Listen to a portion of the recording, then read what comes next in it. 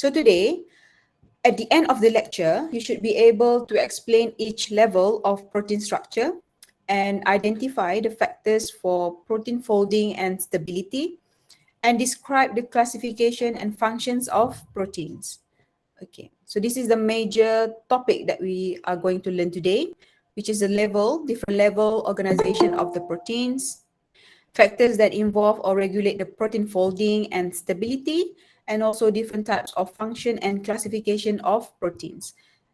So the molecular structure of the proteins usually determines its functions that they will regulate in the cell or living organism. So initially, when proteins start discovered by the scientists, so they very interested in studying or researching about the protein structure, that it first thought to be in a form of colloids of random structure. So until recently, there are different types of protein that has been solved, indicate the remarkable degree of structural regularity of the proteins. So different types of structure.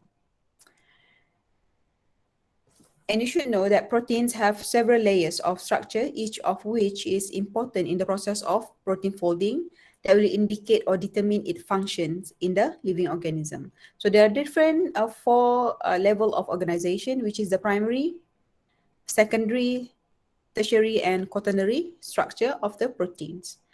And the linear sequence of amino acid that we learned last week is the residue of a polypeptide chain, that the polypeptide chain will determine its 3D conformational shape of the protein, that the 3D proteins usually will later indicates the functions of those proteins. So this is inactive form of the proteins, that when it develop a 3D structure of secondary, tertiary, or quaternary, it will become active or native functional proteins.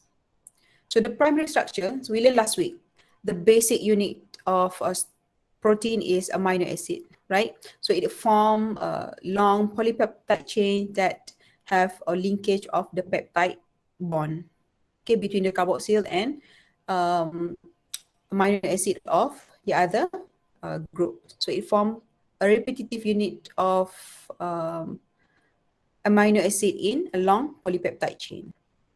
And only the out group is have variety of function or determine the functions of the protein. Okay, so for example, let's say yeast protein will contain 466 amino acid, that each amino acid is actually 113 Dalton. So accumulative, the average molecular weight of the yeast is 52,728 Dalton or 52 kilodalton. So that is how we calculate or measure the average molecular weight of each protein. Okay, so one amino acid is 116 Dalton. So for yeast is 466 total amino acid in the structure. So the total molecular weight will be 52 kilodalton. Okay, so this is how we calculate the molecular weight of protein, one protein. So far, okay. So this is a primary structure. We already learned it last week. And let's see how from this linear sequence,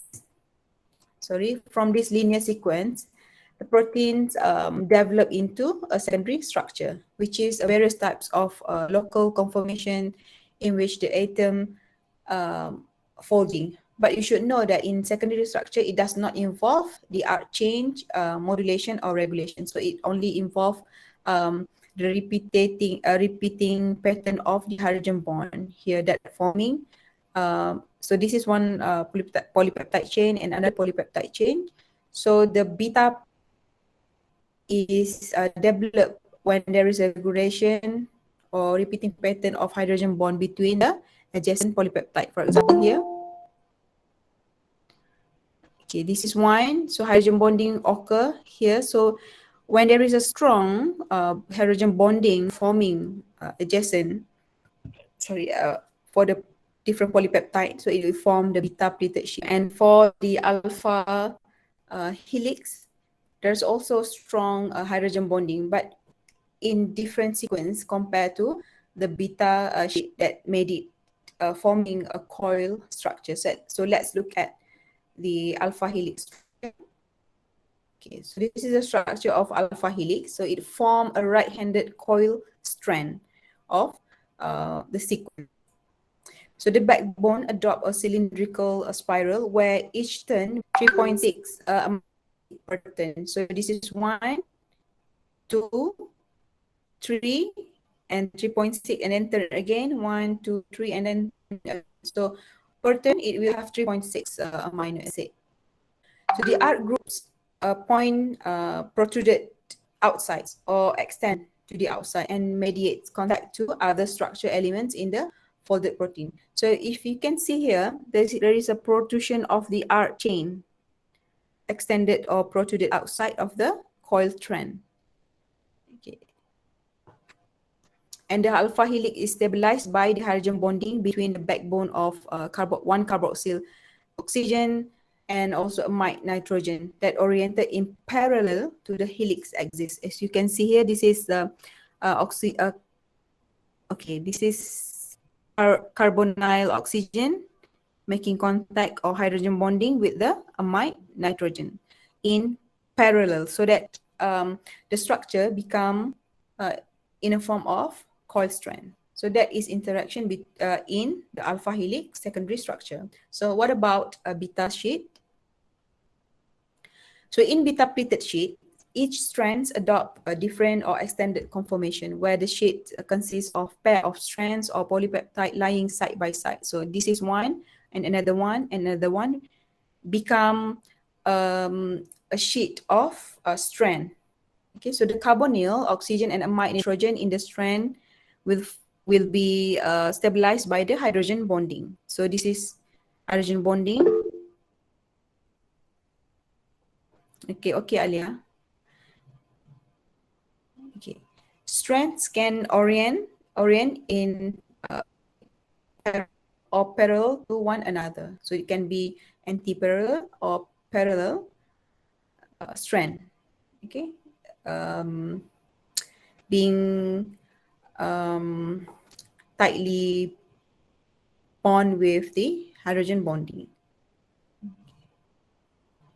An arc group of every other amino acid point up and down relative to the sheets. Compared to the alpha helix just now, the arc side change protruded to outside to making contact with other molecule. Okay, that is the secondary structure. So you have to know the secondary structure of proteins consists of the alpha helix and beta sheets. And you have to know how the relation of the hydrogen bonding make it in a form of a helix or sheets. Okay. So what about tertiary structure? It refers to the folded 3D structure of a protein, which is the secondary structure elements that folded together among each other, making it in a form of a 3D or tri-dimensional shape. Okay.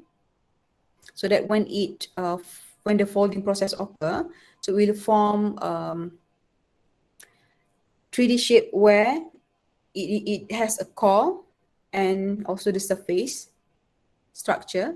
And this structure, it is known as native structure or active conformation, where the protein gain its functionality. Okay, the type of interaction between amino acid residues that produce the 3D shape of a protein will include hydrophobic interaction, electrostatic interaction, and also hydrogen bonding. So tertiary structure have a more complex interaction that regulate the bonding and hold the structure in a form of 3D shape. So when protein folding takes place in aqueous environment in the body, so the hydrophobic arc group of non-polar amino acid mostly lie in the interior of the protein. So it will be hindered or hide from making contact with water. But the hydrophilic arc group lie mostly on the outside that later will making contact in water, especially during the chemical metabolism, body chemical metabolism. Okay, so this is the type of protein structure, which is the tertiary structure. Okay.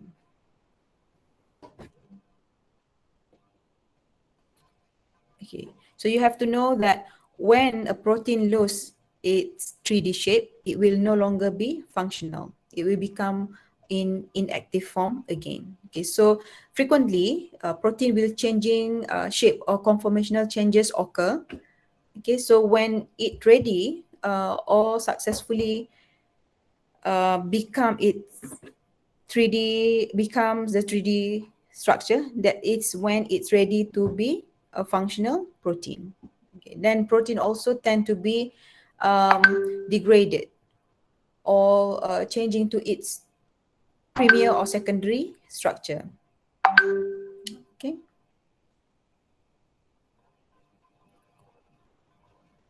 Okay. So this is the I'm showing you various interaction created in the 3D shape. So this is in 3D conformation shape, there is a beta plated sheet structure and also alpha helices folded together, and there is also hydrophobic interaction, which is the water-free pocket lying in the interior or core of the proteins.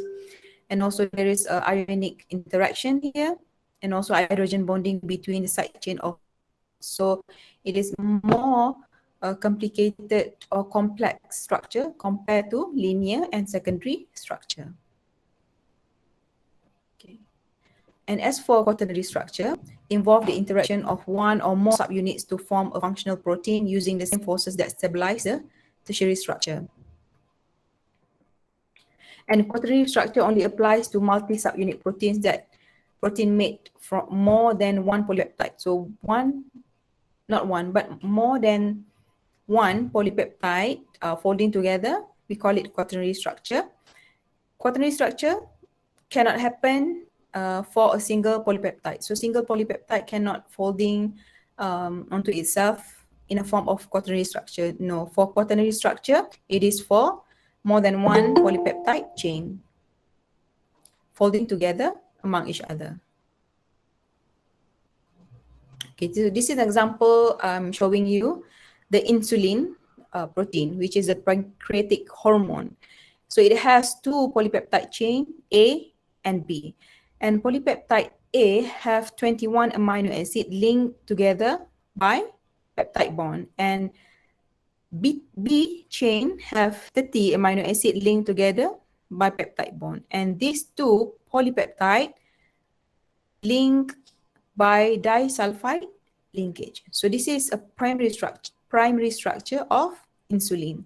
So what happened when it gain its second and tertiary structure?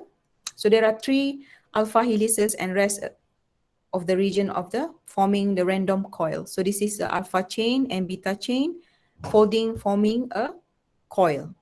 Okay, so within aqueous environment, so the protein will further fold to itself, forming a tertiary structure. And it is stabilized by non-covalent interaction like van der Waals, hydrophobic, and also ionic bonding. Okay, so you have to know that the secondary and tertiary structure is based on its functional insulin monomer, which is the A chain and B chain. Okay, so when it's gain the quaternary structure, it is when it is stored in the pancreatic beta cells for its function as a pancreatic hormone. So it will have two structure unit where each unit will have three monomeric insulin, which is 1, 2, and 3 of this one linked together by the zinc ion. So this is one structure unit. And in stored form in pancreatic beta cell, it have two of this unit. So this is quaternary structure of the insulin. When it gain it function as a hormone. Okay, so can you identify between the primary, secondary, and tertiary, and also the quaternary? Okay, so that is the different level of protein organization of insulin. Okay, so far, do you have any question? Do you have any problem? Can we proceed? So No, far, no Doctor. problem, Sorry. Doctor. All right. Okay, good. Okay, so let's proceed with protein folding and stability. So the protein folding is a process where polypeptide chain goes from linear chain of amino acid to form a native folded tertiary or quaternary structure. So you have to know why the protein folding have to occur and how the process of protein folding occur, which is from the unfolded become the native state. And then that is where the protein gain their function. So what are the functions of the protein that has been undergone the conformational changes? So let's see here, there is a process of protein synthesis.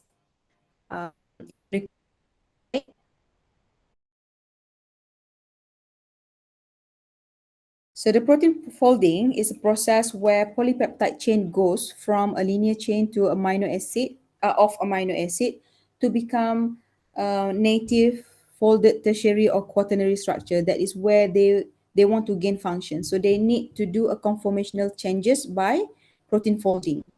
Okay, so you need to know why protein folding and also how the process is regulated. Like from the unfolded inactive state into more native or functional state. And that is when the protein determine its function. So what the protein do is based on the conformational changes that they acquire. Okay, so let's say for example, so you should know where the protein comes from. So the proteins come from the protein synthesis process in cell. Okay, so let's say the protein already undergo transcription and then translation by the mRNA, and then ribosome will translate the mRNA into a polypeptide chain. So nascent polypeptide chain, nascent mean inactive polypeptide chain, where the protein doesn't acquire its function yet. So they need to undergo protein folding in order to gain their function. Okay, so that is where it gain secondary, tertiary, and then more complex quaternary structure or native proteins. Okay.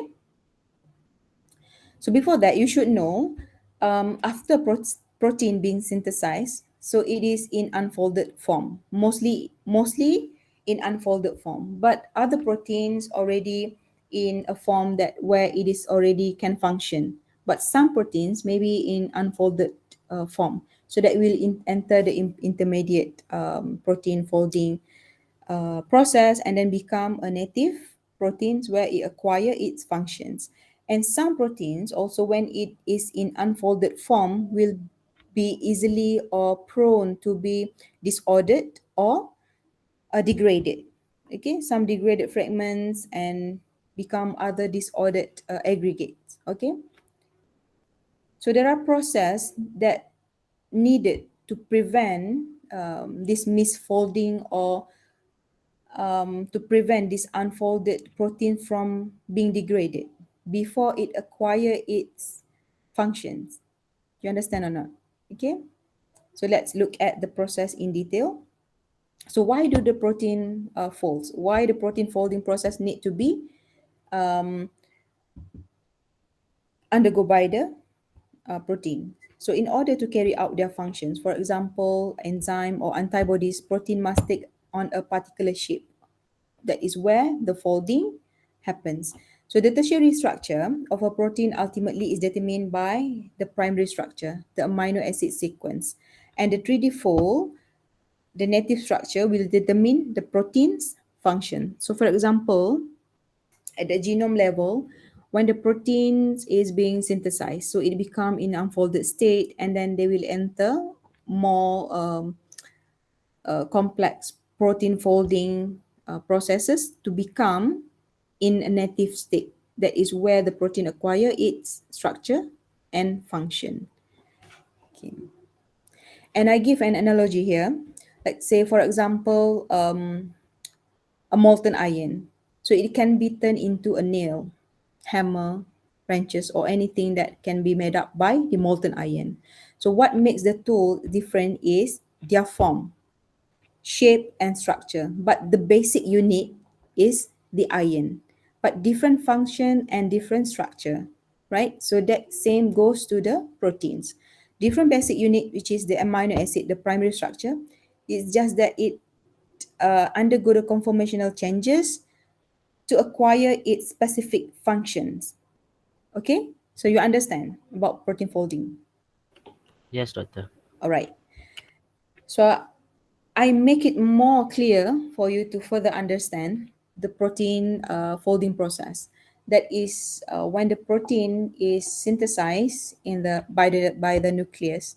So it will be synthesized in a form of linear amino acid sequence, the polypeptide by the ribosome, right? So series of protein folding will generate a functional protein in a form of 3D structure. So it is said that folding means arriving at the right combination of angle for every amino acid residue in the sequence to acquire its function. And protein folding, you have to know it has its defined pathway. It is not random. So it's already have a specific pathway to follow to form specific protein. And the protein folding is stabilized by or regulated by a hydrophobic effect, where protein are more stable when their hydrophobic arc is in interior, and the hydrophilic is in the surface of the proteins, so that it will make contact with water later. And also the hydrogen bonding within the interior of the protein are more stable than those of the surface, that these bond do not compete with water molecule. And also there is a van der Waals interaction between the other molecule, and also electrical charges. So these four will help to stabilize and regulate the protein folding process. And this resulted in a correctly folded protein with a low energy state of functional protein. Okay. So there are also proteins that do not have capability or ability to undergo protein folding, that it require chaperone, a protein that can assist them in the protein folding. So we learn about the chaperone later. So because there is a specific pathway for the protein to undergo conformational changes or protein folding to acquire its specific functions. So proteins that doesn't have ability to fold by themselves, so they require a protein called chaperone to help them to be on track, or to help them to keep them from slipping off the folding pathway. We call it as a chaperone. So what is the chaperone assisted protein folding? So the folding of protein is assisted for proper 3D folding by folding agent. So we call it chaperone. And these proteins are found in all organisms and even in different organelles of eukaryotic cells. And it interact with polypeptide at various stages during the protein folding process. And chaperone is a type of heat shock protein, means that it is expressed in response to elevated temperature or other cellular stresses. So let's say there is a stimulus triggered in the cells, so it will help to targeting the cell which triggered by the elevated temperature or cellular stress, then help them to be in a form of to secure them. Otherwise, the protein will be degraded. So to prevent the protein from being degraded by the cellular stresses, it need help of the chaperone. Okay, we will see how the chaperone work after this. Okay, so it helped to prevent both a newly synthesized polypeptide and assembled subunit from aggregating into non-functional structure or misfolding. And chaperone assists in the folding of the nascent or inactive polypeptide made by the ribosome, and also help to refolding of protein denatured by environmental damage such as the heat shock. Okay, so this is, for example, the number one, help folding the nascent polypeptide made by the ribosome. So normally, protein made by the ribosome will undergo conformational changes and become a folded protein that acquire its function. But sometimes misfolding occur. So that is when chaperone come and then help to prevent this misfolding. Then tell the cell that you have to fold it in a correct way. Okay, and also helping the proteins which undergone cellular stresses, for example, the heat shock or elevated temperature. And then that is when a chaperone come and then secure them, prevent them from being degraded to become its native or functional structure. Okay, so otherwise damage will occur and will become aggregated. Okay, so far okay? Right. Okay, doctor. All right. So if you don't understand, you just tell me and then I will explain. Okay. So this is a process of the chaperone-assisted protein folding. So at the ribosome, so as the ribosome move along the molecule of mRNA, so a chain of amino acid will build up in a form of nascent polypeptide. So the chain is protected against unwanted interaction within the cytoplasmic molecule, cytoplasmic area. For example, aggregation, misfolding, or degradation assisted by the chaperoning molecule until it has successfully completed its folding. So there is a hydrolysis of ATP occur by the chaperone drive the conformational change and help driven the protein folding. So if there is no help by the chaperone, so the protein, the unfolded proteins synthesized by the ribosome will, it could be incorrectly folded. Okay, so by the help of the chaperone with the hydrolysis process that occur, so it will help the protein to fold it correctly and be stabilized into its 3D functional structure. So that is the function of the chaperone. So this is another figure. Okay, let's say this is a polypeptide synthesized during the translational process, and some proteins become itself will be properly folded protein, but some proteins may misfolded or unstable.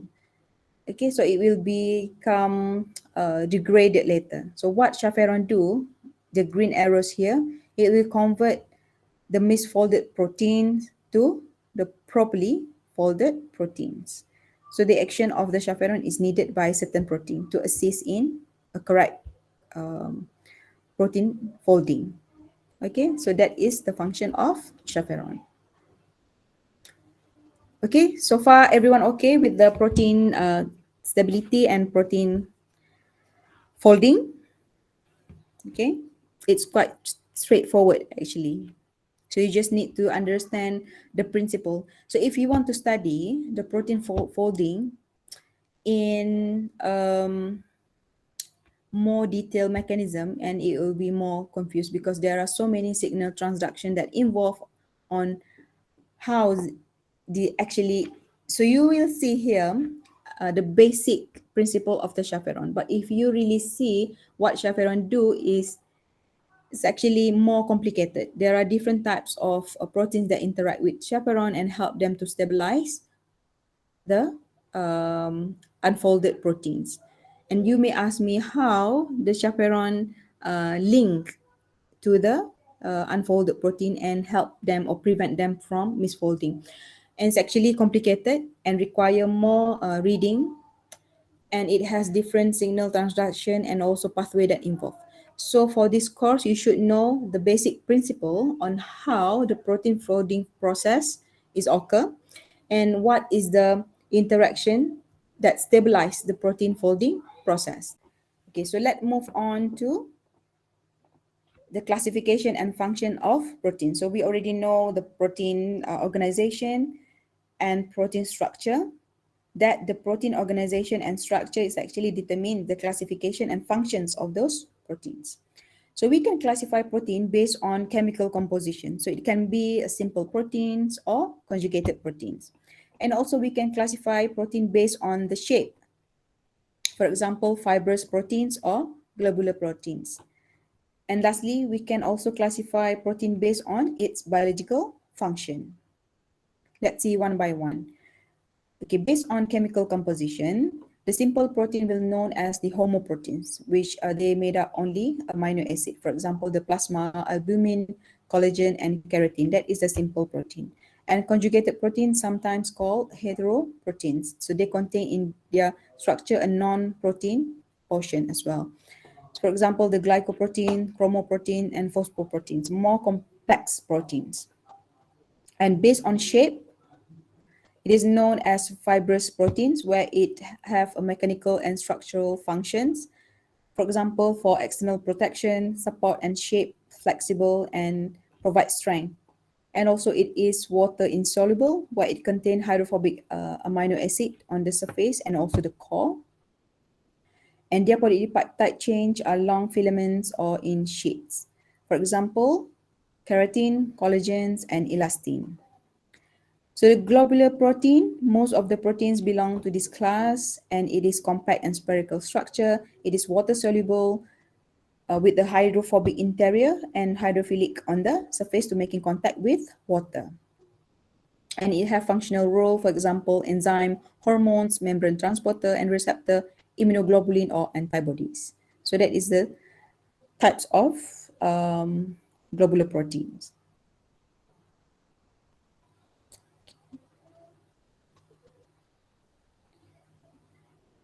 And also based on its biological function, so protein can be classified as enzyme, which mediates the biochemical catalyst reaction, and also transport protein, for example, hemoglobin, transferrin, albumin, and also classification as storage protein, for example, ferritin, casein, and mechanical support, for example, the keratin, collagen, elastin, cytoskeletal proteins, and also for locomotion or movement, for example, the myosin, and hormone. I give an example just now, the insulin, glucagon, immune components, for example, antibodies or immunoglobulin.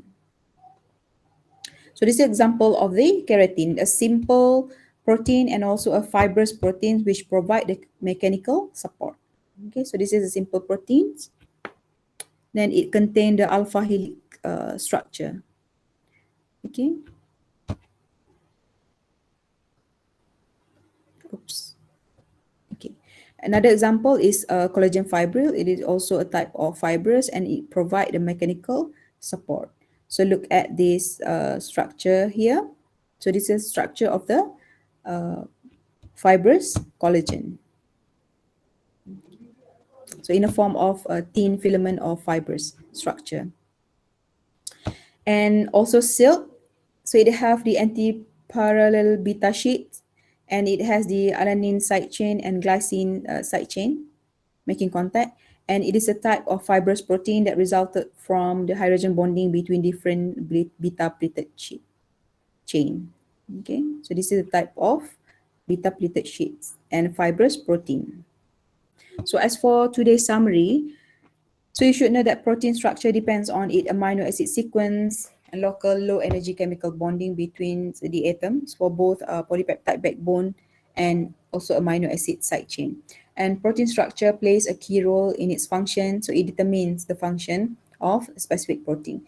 And if a protein loses its shape, the 3D shape, it will lose its function. And primary structure is the amino acid sequence, which determine the protein 3D structure and also function. So the secondary structure is a local interaction stretch of polypeptide chain and include alpha and beta helix structure, beta pleated sheet structure. And tertiary structure is the overall of the 3D folding driven by largely interaction between outgroup. So please pay attention which type of interaction that help to regulate or stabilize the tertiary and also the quaternary structure. Okay, so that's all for today.